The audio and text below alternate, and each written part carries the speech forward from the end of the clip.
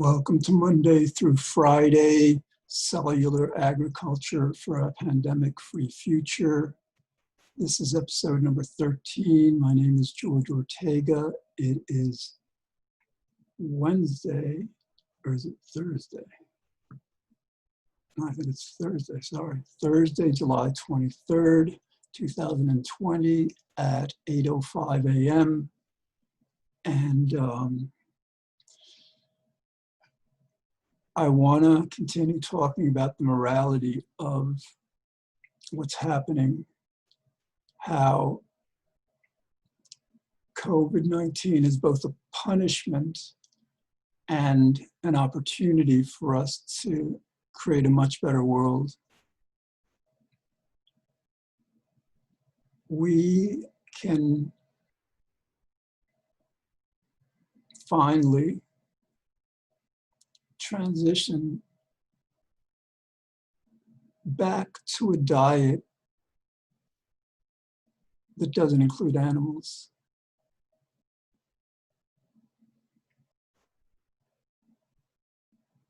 In fact, that's our only option, reasonable option for remaining safe from a future pandemic.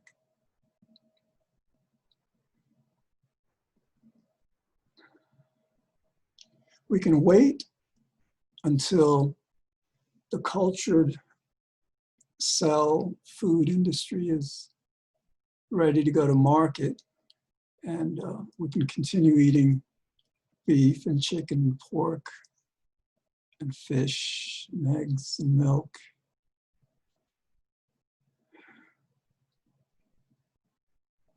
Or we can do that before that happens.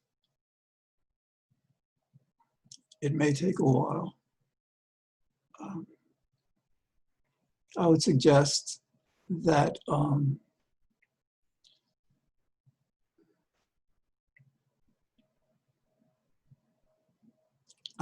we first try to convince the entire world to become vegan, to stop farming animals, both in industrial farms and on factory farms. And if we can do that, then we don't have to invest in this new cultured meat industry. We have plant-based hamburgers, chicken nuggets. It tastes just as good, I suppose. But I think we should try that first.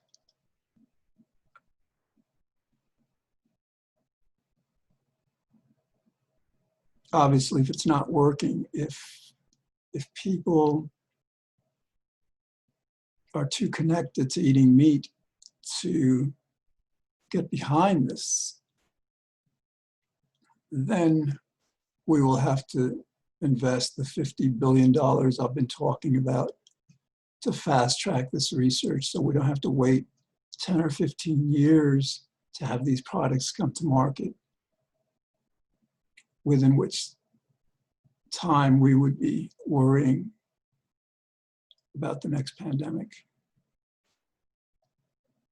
If we invest $50 billion now on more researchers, more resources, we can probably have these products in market in 2 years, 3 years, 4. The average time that a vaccine takes to go from initiation of the research to marketing the product is about 10 years. The fastest that's ever been done is 4 years. 57, I believe. We are fast tracking now vaccine to COVID-19 that may be ready within a year of their having initiated the research. So if we can take a process that takes at least 10 years and fast track it to 1 year when it comes to vaccines, we can spend $50 billion on the research to bring cultured cell products to market within a year.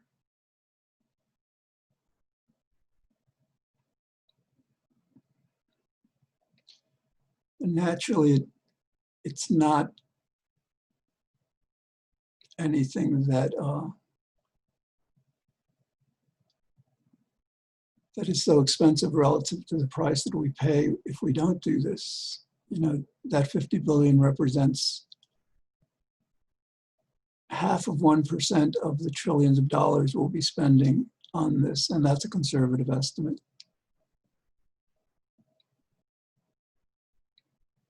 But it may, though, be time for humanity to evolve beyond eating meat, whether it's cell-based or farm animals. It may be time for us to leave that part of us behind, to leave the violence of it behind, the cruelty that's involved in the farming and the slaughter of those animals. COVID-19, while it's a punishment, it's also a gift in that it teaches us that we can, because we have to, because it's the right thing to do, stop eating meat and fish and milk and eggs. And by this, create a much, much better world.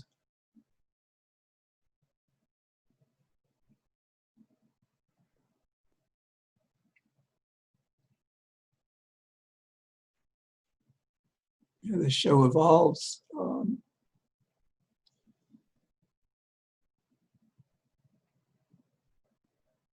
I'm going to continue talking about the morality of this.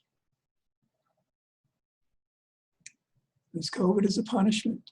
It's a punishment for our mistreating animals, and now we have the opportunity to redeem ourselves, redeem humanity. And if we do this, then God may be pleased enough to spare us the ravages of climate change.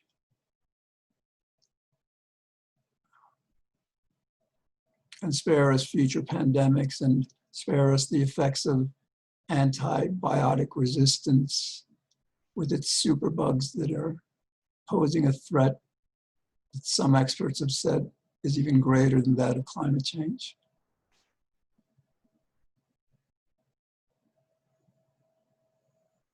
So we have an opportunity now to create a far better world, a far kinder world, and a far healthier world, not just in terms of ending pandemics, but in terms of being personally healthier. The number one cause of death in the United States is heart disease. The number one cause of heart disease is meat consumption.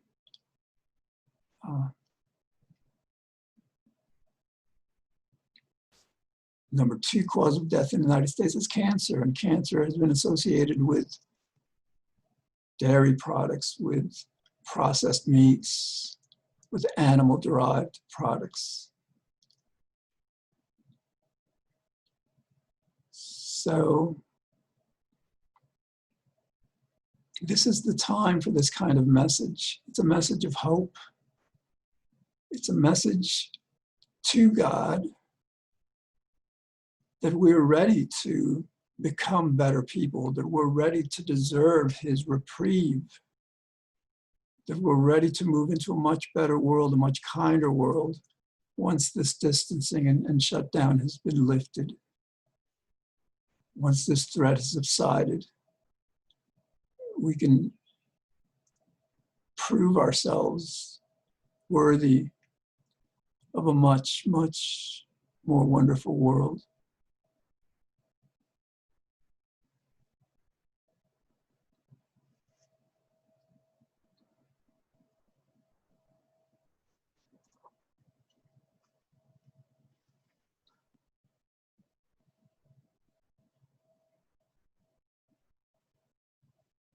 And the amazing thing about this is we have no reasonable choice but to do this. To rely on vaccines, universal vaccines, or vaccines for the otherwise coming pandemics is untenable, because that strategy is too fraught with limitations and difficulties and uncertainty. The surest way we have for remaining as safe as possible from these pandemics is to end the farming of animals. And we may also want to end the cutting of forests, like the Amazon rainforest, which when we do, it brings their bats, who are the reservoirs of virus-caused diseases, and it brings them into civilization, into where we live, and people have been infected in that way. So we want to end that, and we may want to move beyond zoos. That I'm not sure about. There may be safe ways to keep animals in zoos happy. I don't know. We would probably want to stop most zoo practices. And naturally, just because of the morality of it, it's not about catching diseases from them, or though perhaps I don't know enough about this to say, but we unnecessarily use animals like rabbits in labs to test our products, and we afflict them horribly, intentionally. Again, in ways that are not necessary. We have means of testing our products that don't require this kind of animal abuse. So basically, yeah, it's time for humanity, human beings, our species, to extend a great love we feel toward ourselves and each other, notwithstanding the callousness that sometimes accompanies it. We can extend this great love to the animal kingdom by letting them be, by letting them just be free and live their lives.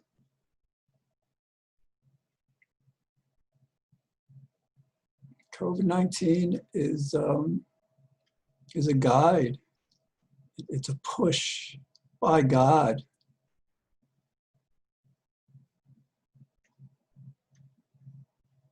to become better people, to become a better humanity. God will tolerate a certain injustice for a certain time, and then God will say, well, it's time to evolve beyond that injustice. That happened with slavery. It's happened with the treatment of women, with the treatment of other minorities. It's happened with the treatment of the poor. Our compassion toward each other has been great in many ways. And now we have to extend it to all of sentient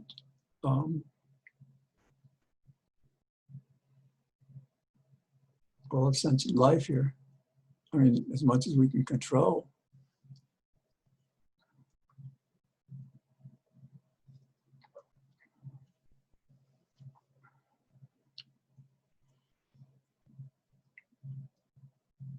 we need to talk about this. We need to voice this. We need to talk about it and talk about it and talk about it with however many people we can until it's done.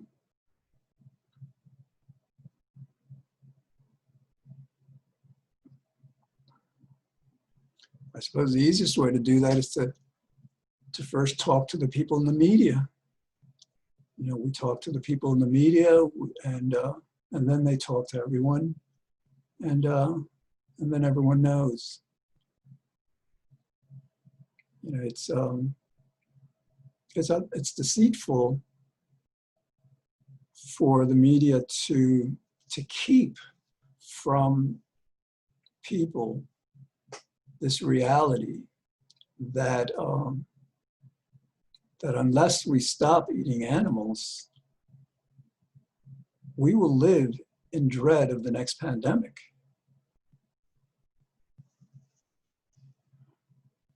And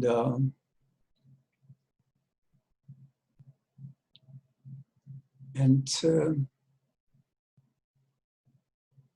express to us, to share our thoughts that harming those animals has been exceedingly wrong, and something for which we have been punished. And our punishment apparently is not half done.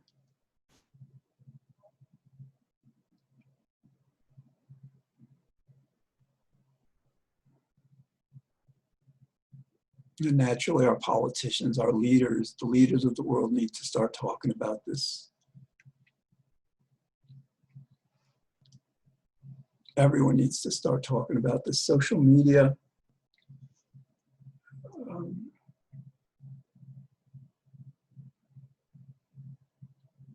it took a while for slavery, abolition to achieve its end. They didn't have telephones and televisions and the internet. Communication traveled slowly.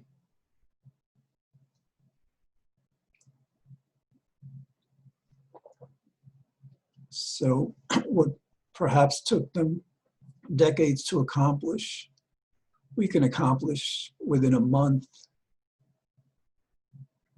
This message is amplified, and it reaches the entire world, and people begin talking about it. And when people begin talking about it and exploring it and understanding it, the answer becomes as clear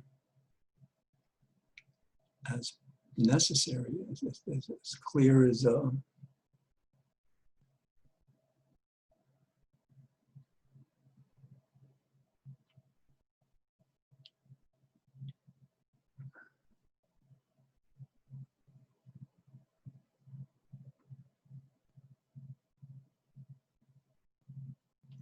necessary. Think about it. Do you want to live through another time like this? People lose their businesses, their lives, their health. There is only one way to redeem ourselves from what we've done, and now from how we're being punished. We need to stop farming and eating animals and be kinder to other animals in other ways. That's the message, both from a scientific and a religious and a spiritual perspective. All three perspectives.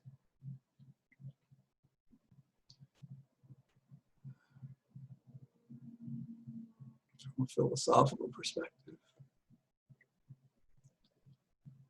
from a practical perspective, an economic perspective, an environmental perspective.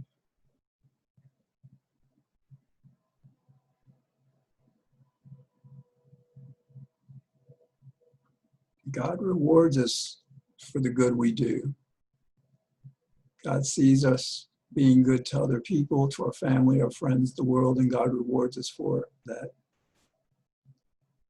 And when we neglect our responsibilities, when we neglect to be compassionate, to be careful, to be responsible, when we turn to cruelty,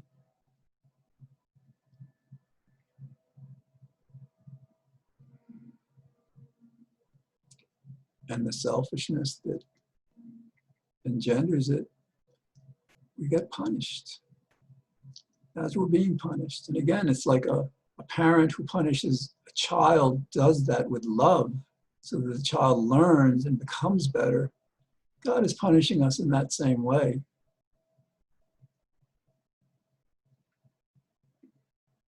For those same reasons. To make us better people, to make us more loving, to make us more compassionate, to bring more joy into this world.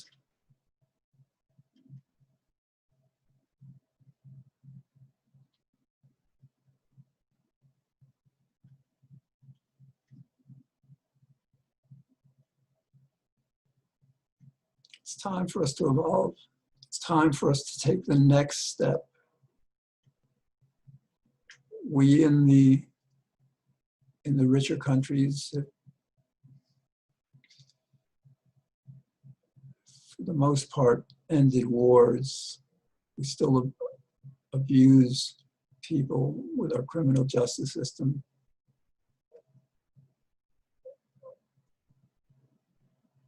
Which has to end also. It's not just the non-human animals we have to treat better. We have to treat the people who we've been treating like animals for decades. And we need to find better ways to help them, to help us.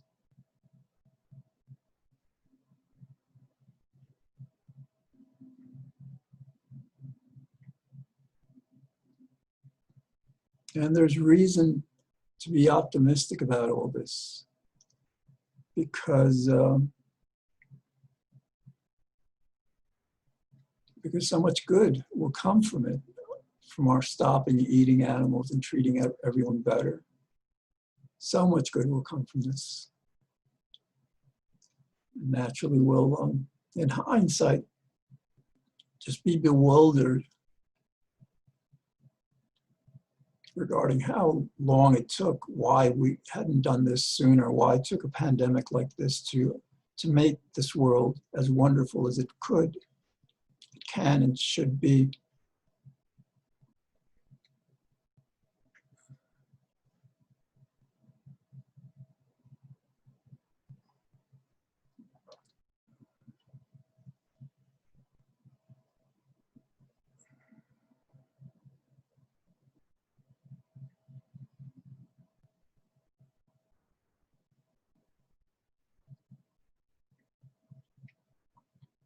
It's not a complicated message.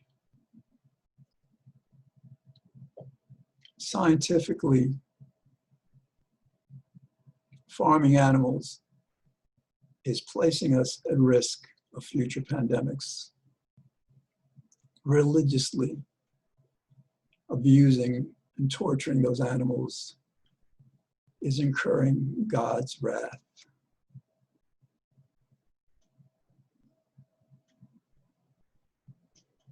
We stop hurting those animals, God forgives us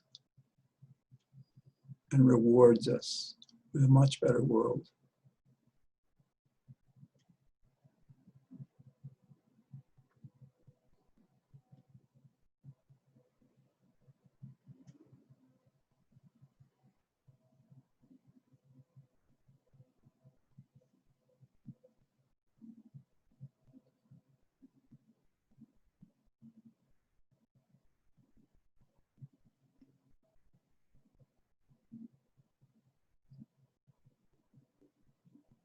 This is a difficult time, but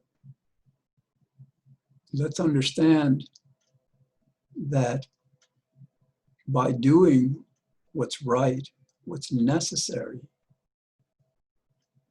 we will be creating a better world. And that's a great cause for optimism, you know, to be very sober during these times in terms of how we're seeing the world, how we act, but to also have within us this joy of expectation, this joy of knowing that we can evolve as a species, as a humanity, beyond farming and eating animals. And we can create a much, much better world from this. We can treat all sentient beings on the planet, human and unhuman, not human, much, much more kindly, in a way that helps them immeasurably and also helps us, fills us with love and brings God's blessings, God's forgiveness, and God's gratitude.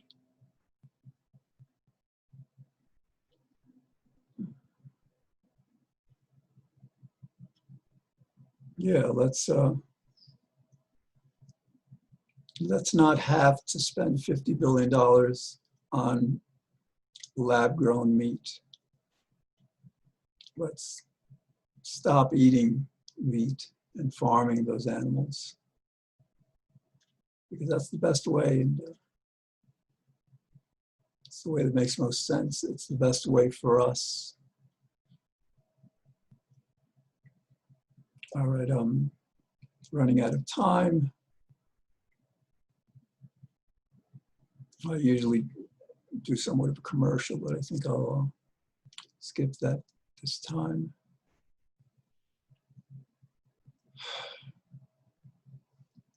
It's time for us to become better people, to understand that we need, in both scientific terms and in a way that pleases God and corrects our wrongs, transition from eating meat to eating plants that are so much healthier and so much better for us and for the planet, and to treat everyone much more kindly. But, I'll have a great weekend. I will see you again on Monday.